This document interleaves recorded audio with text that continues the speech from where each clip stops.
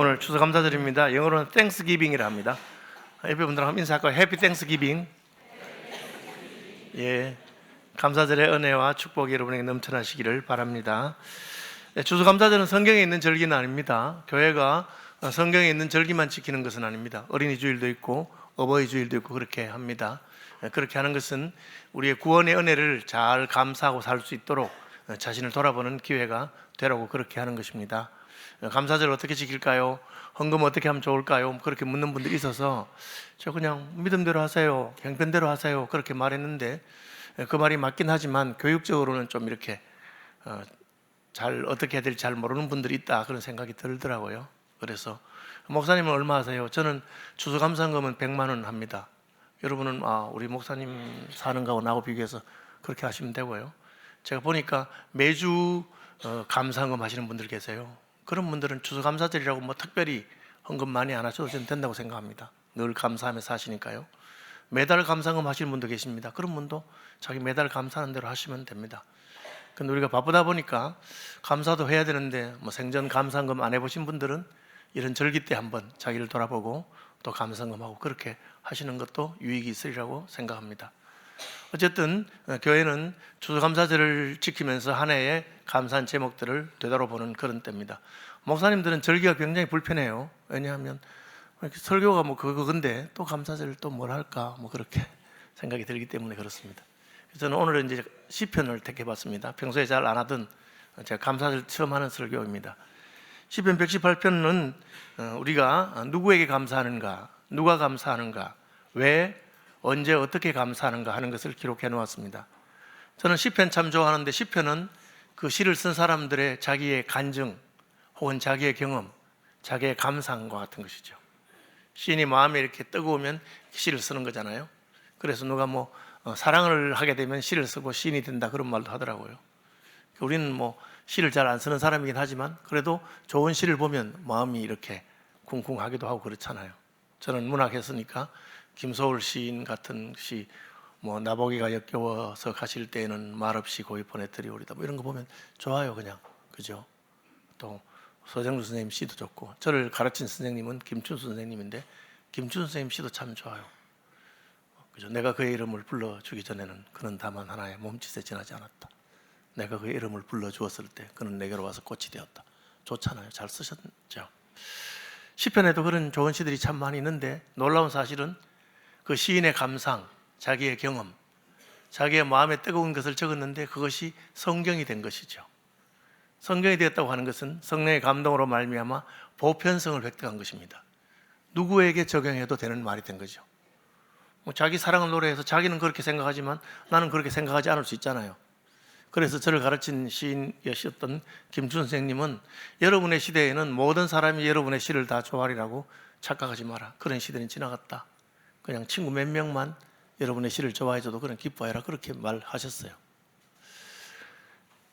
그런데 성경은 그렇지 않습니다. 성경은 언제나 어디서나 모든 사람에게 진리가 됩니다. 하나님의 성령께서 감동하셔서 우리 인생의 본질을 꿰뚫는 그런 글을 썼기 때문에 그렇죠. 다시 말하면 나의 경험이지만, 나의 느낌이지만 하나님의 성령과 함께 할 때 어떤 나의 경험, 어떤 느낌은 보편적인 진리로 가게 되죠. 그것이 성경 시편이 기록된 바입니다. 누구에게 감사합니까? 1절에 보시면 여호와께 감사하라 그렇게 되어 있습니다. 그는 선하시며 그의 인자하심이 영원하미로다. 29절 마지막 절도 같습니다. 여호와께 감사하라. 그는 선하시며 그의 인자하심이 영원하미로다. 같은 것을 반복했죠. 문학적으로는 수미상관 혹은 양괄식을 하는데 강조가 있습니다. 1절과 마지막 절이 같은 내용이란 것은 그것이 이 시의 주제이라고 생각할 수 있는 부분이 됩니다. 누구에게 감사합니까? 여호와께 감사합니다. 여호와는 어떤 분이십니까? 그는 선하신 분이라고 되어 있습니다. 그는 선하시며, 이 선하다고 하는 말이 뭐냐 하면 우리한테 잘해준다는 뜻입니다. 우리를 선대하신다는 것이죠. 하나님은 우리를 사랑하신다는 것을 구약적으로 표현한 것입니다. 하나님이 세상을 이처럼 사랑하사 하는 것입니다. 하나님이 뭐 힘이 좋거나 능력이 있거나 나하고 상관이 있겠습니까? 하나님이 나를 선하게 대해 주시고 나를 사랑하시기 때문에 그렇습니다. 신약 성경은 하나님이 우리를 얼마나 사랑하시느냐를 설명하면서 하나님이 세상을 이처럼 사랑하사 독생자를 주셨다. 자기의 가장 귀중한 것을 우리에게 주셨다. 서신서에는 아들을 아끼지 아니하시고 우리에게 주셨으니 아들과 함께 모든 것을 선물로 주시지 않겠느냐, 그렇게 되어 있습니다. 하나님은 우리를 사랑하시고 인생들에게 관심이 있습니다. 하나님 우리에게 관심이 없은들 우리가 어떻게 하겠어요? 우리가 죽든지 마든지 그냥 버려두시면 끝인 것입니다.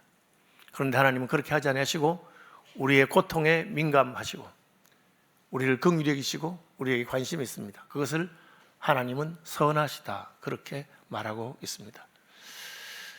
여러분, 선한 하나님을 섬기는 것이 자연스럽고 보편적인 것이라고 착각하면 안 됩니다. 선교사님들이 한국에 처음 왔을 때 참 이상한 점이 한국 사람들은 나쁜 귀신을 섬긴다고 그렇게 적어놓았어요. 그게 무슨 말이냐? 한국 사람들은 귀신이 나를 해꾸지할까 싶어서 그래서 귀신을 섬기는 겁니다. 이사할 때도 날짜를 받았어야 됩니다. 왜? 귀신이 기분 나쁘면 화가 나기 때문에. 방향을 따집니다. 그쪽에 있는 귀신이 화가 날까 싶어서. 그래서 우리는 옛날에는 나쁜 귀신을 섬겼어요. 귀신을 화내지 않도록. 귀신이 기분 나쁘면 우리를 괴롭힐까 싶어서 그렇게 섬겼다고 되어 있습니다. 그런데 선교사님들이 전해준 성경의 하나님은 선하신 하나님이십니다. 여러분, 이게 우리는 너무 자연스럽지만 원래 자연스러운 것이 아니었습니다. 복음이 전해지면서 우리를 사랑하시고 우리를 선대하시는 하나님을 섬기게 된 것입니다. 여러분, 기뻐하고 감사하시기 바랍니다. 그런데 하나님은 선하시기만 한 분이 아니십니다. 그분은 능력이 있는 분입니다. 부모는 자기 자식을 선대하고 자기 자식에게 선합니다. 그러나 부모가 자기 자식을 다 잘 키우고 바르게 기르는 것은 아닙니다. 왜?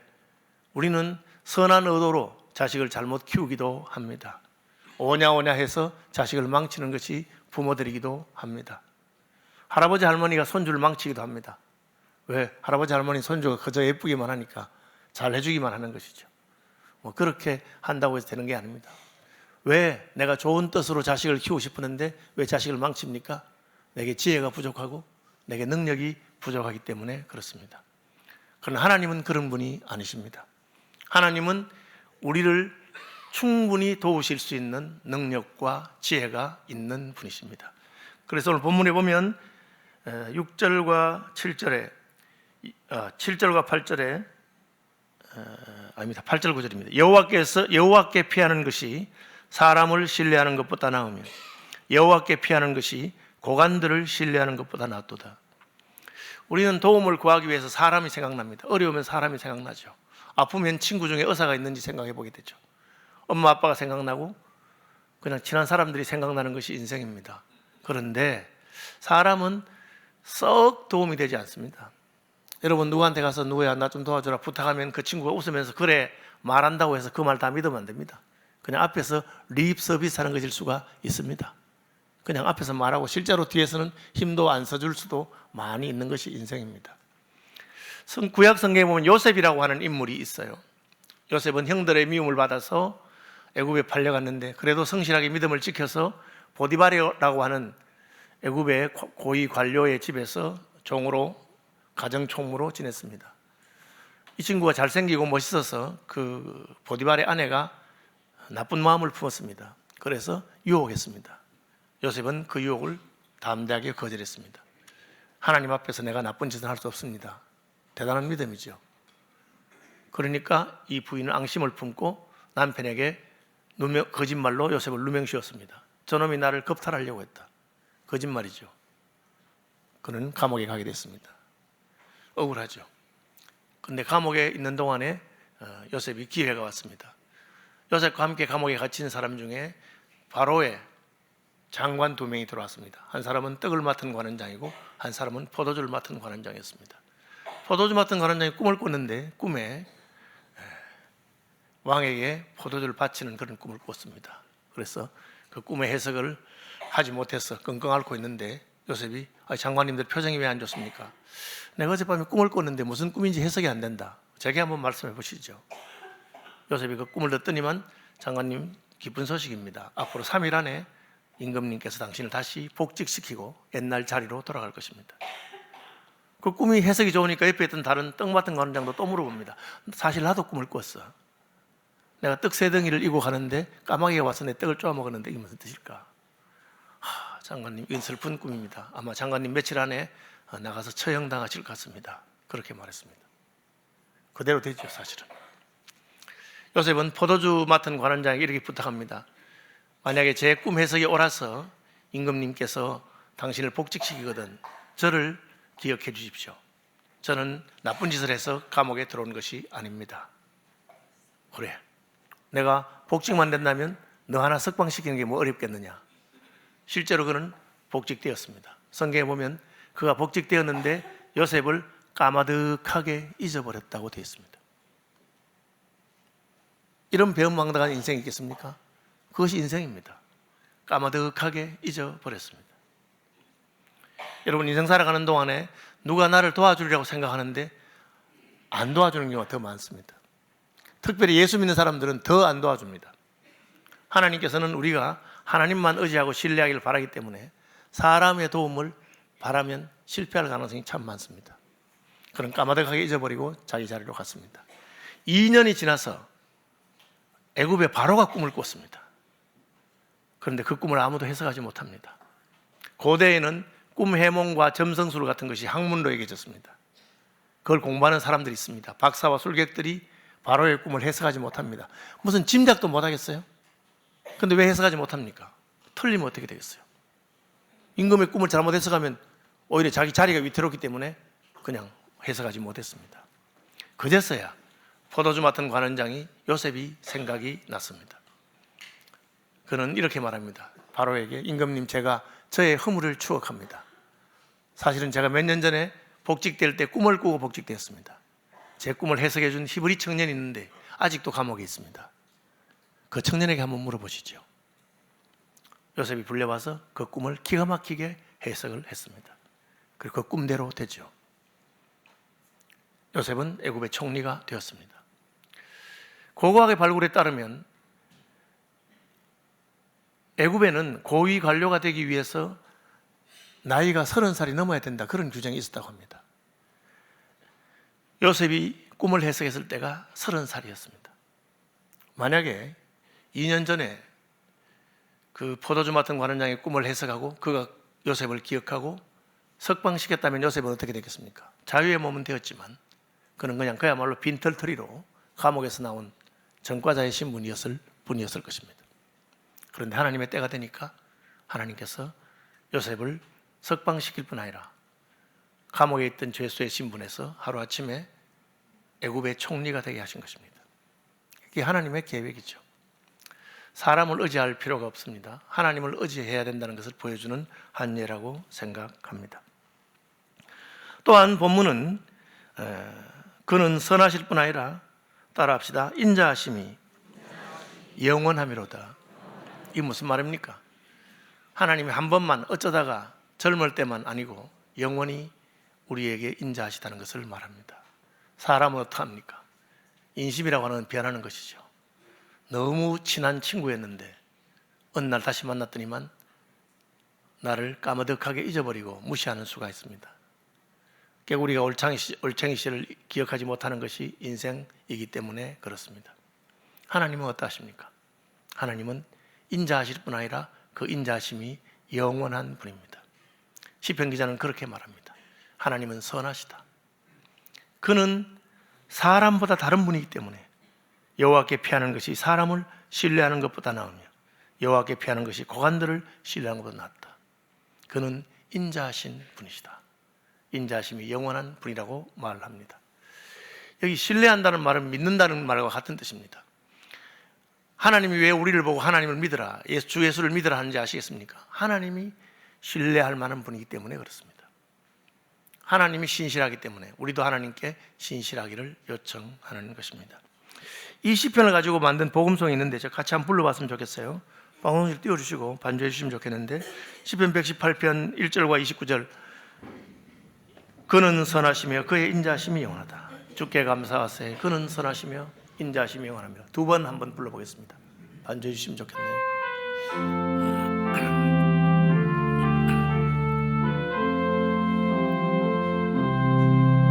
주께 감사하세.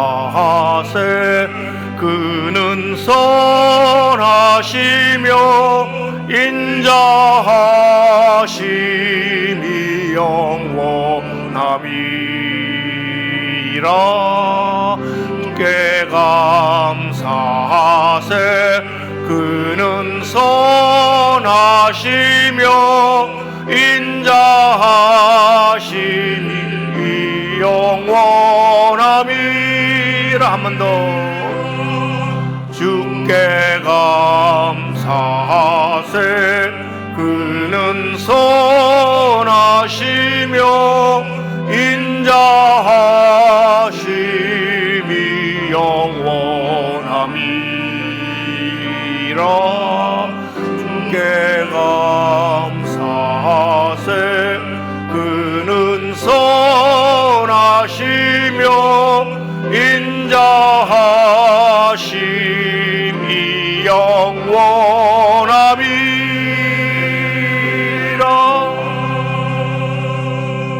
아멘. 시편을 가지고 찬송을 부르는 전통은 장로교 혹은 개혁교회, 종교의 이후 교회들의 귀한 전통이었는데 한국 교회는 그 전통에서 조금 벗어나 있는 것 같습니다. 지금도 유럽 교회들, 특별히 개혁교회나 장로교회는 시편 찬송을 많이 부릅니다. 그래서 찬송가가 150곡입니다. 시편 1편부터 150편까지. 시편 119편 같은 거는 굉장히 길잖아요. 100 몇십 절이 되는데, 그럼 100 몇십 절 다 부르지는 못하고 1절부터 5절까지 뭐 그렇게 부르고 그렇게 하는 제 경험이 있습니다. 그 곡은 좀 단조로운데 그렇진 않아도 복음송 가운데 시편 가사를 그대로 찬송가를 한 게 있는데 참 좋습니다. 이 찬송들 부르면서 주께 감사하세. 그는 선하시며 그 인자하심이 영원하신 분이시구나. 누가 하나님께 감사합니까? 당연히 우리가 감사하죠. 그러나 시편 기자는 2절, 3절, 4절에서 이렇게 말합니다. 이제 이스라엘은, 이제 아론의 집은, 이제 여호와를 경외하는 자는, 그렇게 말하고 있습니다. 이스라엘은 하나님께 감사합니다. 아론의 집은 하나님께 감사합니다. 여호와를 경외하는 자는 하나님께 감사합니다. 이건 시적인 표현이죠. 비슷한 것을 이렇게 반복해서 똑같은 표현하면 문장의 표현이 재미가 없으니까. 이스라엘은 누굴 말합니까? 아브라함의 후손으로서 하나님께 선택받은 백성들이었습니다. 그는 애굽에서 종로로 사다가 하나님의 은혜로 출애굽해서 약속의 땅 가나안에서 민족과 국가를 이루게 된 백성들입니다. 그들은 하나님께 마땅히 감사할 이유가 있습니다. 나는 너희를 애굽 땅 종되었던 집에서 인도하여낸 너희 하나님 여호와이기 때문에 그렇습니다. 그들은 하나님을 섬기겠다고 시내산에서 언약을 맺은 백성입니다. 신약에서는 이 구약의 이스라엘은 교회를 말하고 있습니다. 아브라함과 언약을 맺어서 그 후손들을 하나님이 선대하시고 특별히 취급하신 것처럼 십자가에 달리신 예수 그리스도와 맺은 언약 때문에 하나님은 예수 믿는 자를 자기 자녀로 인정하시고 자녀로 복주시고 이끄시는 분이십니다. 그래서 구약에 이스라엘에 관련된 표현이 있거든, 이스라엘에 대한 교훈이 있거든, 교회에게 하시는 말씀이구나, 그렇게 깨달으면 됩니다. 세상은 하나님께 감사하지 않아도 교회는 하나님께 감사해야 됩니다. 여러분은 구원받아서 하나님을 섬기는 백성이 되고 하나님을 섬기겠다고 세례받으면서 약속했기 때문에 그 약속을 따라서 하나님께 감사하고 하나님을 찬양하는 분들이 되시기를 축복합니다. 그 다음 절에는 이제 아론의 집은 이렇게 말합니다. 아론은 제사장의 가문입니다. 대를 이어서 제사장의 가문이 되었습니다. 아론의 집이라는 표현은 직분자를 말합니다. 오늘 교회에서 혹은 집사나 권사나 장로나 목사나 선교사나 교사나 순장이나 하나님께 직분을 받는 사람들은 더 하나님께 감사해야 할 것입니다.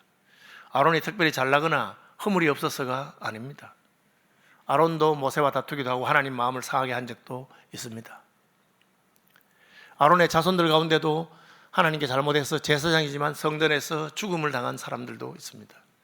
그럼에도 불구하고 하나님은 아론의 가문에 제사장직을 영원히 보존해 주셨습니다. 그것은 우리가 받은 직분이 우리가 꼭 잘나서가 아니라 하나님께서 우리를 쓰시고자 하셔서 하나님 나라 일에 필요가 있어서 부족하지만 우리를 쓰신 것을 말합니다. 부족한 자들이 직분을 맡았으면 감사해야 됩니다. 어떤 분들은 직분 맡은 것을 귀찮게 생각하고 혹은 또 직분 맡은 것을 유세하듯이 자기가 뭐 잘나서 하는 것처럼 그렇게 하는 분들이 있는데 잘못된 태도입니다. 이제 아론의 집은 여호와께 감사해야 됩니다. 그러면 직분 안 맡았으니까 나는 덜 감사해도 되는가? 그렇지 않습니다. 그래서 4절에 이제 여호와를 경외하는 자는, 직분과 관계없죠. 누구든지 하나님의 백성이 하나님을 경외할 때 이것은 모든 하나님의 백성에 마땅한 바입니다. 은혜 받은 자, 하나님을 경험한 자, 하나님의 크고 위대하심을 배운 자는 하나님을 경외해야 되고 그런 분들은 하나님께 감사해야 됩니다. 이 세 가지 표현은 시적인 표현이고 사실은 모든 하나님을 아는 자들이 하나님께 경배하고 감사할 것을 말하고 있습니다. 우리 하나님을 몰랐으면 모르거니와 하나님을 알게 되고 예수님 만나고 구원 얻었으면 여러분 감사하면서 사시기를 바랍니다. 감사절에 우리가 그동안 제대로 감사 못한 것을 한번 반성하고 다시 감사하겠다는 결심하는 그런 시간이 되시기를 축복합니다. 무엇을 감사할 것인가? 내가 고통 중에 5절에 되어 있습니다. 왜 하필 고통 중에 감사합니까?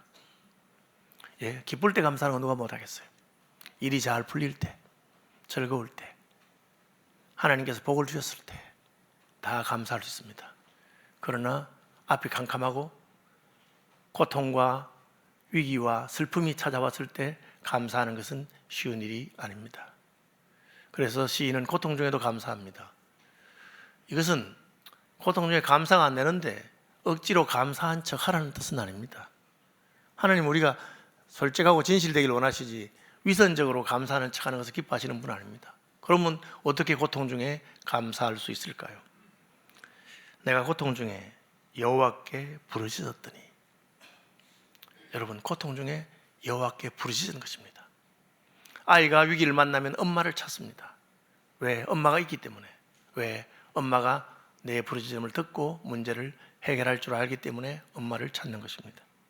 하나님의 백성은 고통 중에 여호와께 부르짖습니다.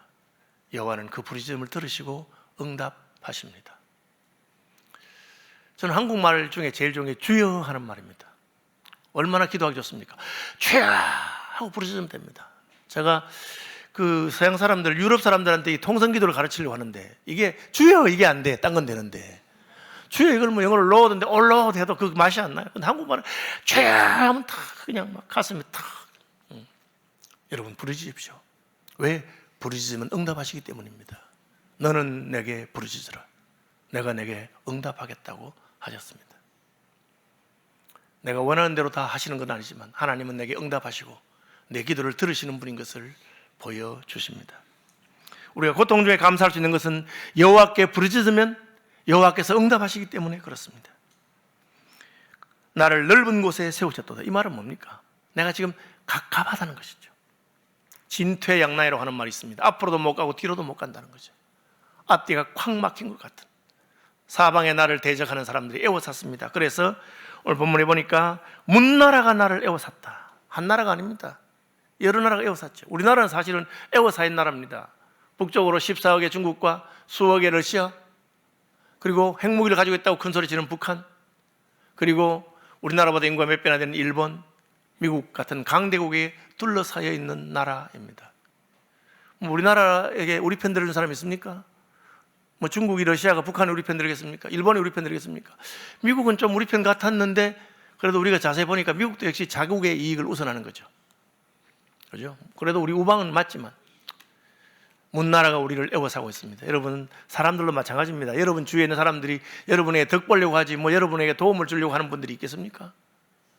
다 우리를 에워싸고 있습니다. 그냥 에워싼 게 아니고 에워싸고 에워쌌다. 11절 12절 벌들처럼 나를 에워쌌다. 벌떼가 나를 둘러싼 것처럼. 벌은 나를 쏠 것이고 나를 괴롭힐 것이고 나를 위협할 것입니다. 그런 상황, 그런 고통 가운데서 우리는 감사할 수 있습니다. 왜? 여호와의 이름으로 그들을 끊으리로다. 내가 여호와의 이름으로 그들을 끊으리로다. 내가 여호와의 이름으로 그들을 끊으리로다. 10절, 11절, 12절 결론이 같습니다.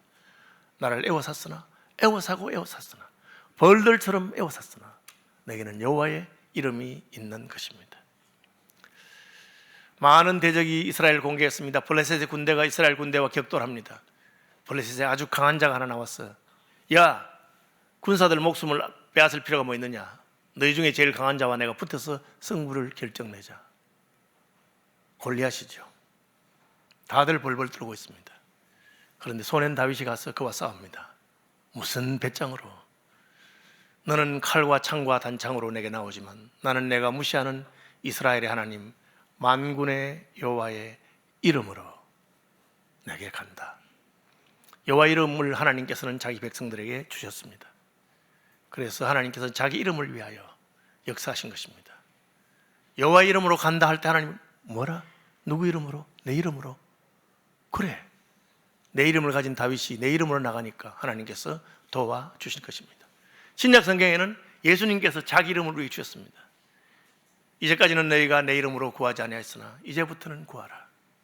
그래야면 응답받을 것이다. 기도하면, 예수 이름으로 기도하면 들으신다고 약속하신 것입니다. 대적이 우리를 애워사고 벌떼와 같이 애워사고 우리를 넘어뜨리려고 할 때 우리는 여호와 이름으로 나가고 여호와 이름으로 부르짖고 그러면 응답받을 줄 알기 때문에 감사하는 것입니다. 왜요? 여호와는 내 편이시라. 내가 두려워하지 아니하리니 사람이 내게 어찌할까? 여호와는 내 편이 되사 나를 돕는 달 중에 계시니 내가 그러므로 나를 미워하는 자들에게서 보응하시는 것을 내가 볼 것이다. 여러분, 인생에 하나님께 기도하고 감사하는 이유가 무엇입니까? 그분이 내 편이 되기 때문입니다. 그분이 나를 둘러싼 이들의 결박을 끊으실 것이고 나를 밀쳐 넘어뜨리는 자에게서 나를 구원하실 것입니다. 여호와는 나의 능력과 찬송이시오 나의 구원이 되셨다. 나를 해치려는 자들에게서 하나님이 구원하신다고 시편의 기자는 경험했고 고백하고 찬송하고 있습니다. 이 고백과 찬송이 저와 여러분의 것이 되시기를 주님의 이름으로 축복합니다. 17절 내가 죽지 않고 살아서 여호와께 사신을 선포하리라. 이 말이 뭡니까? 나를 죽이려고 하는 사람이 많았다는 것이죠. 다니엘을 생각해 보십시오. 다니엘은 대적들의 음모에 희생이 되어서 사자굴에 들어가게 되었습니다.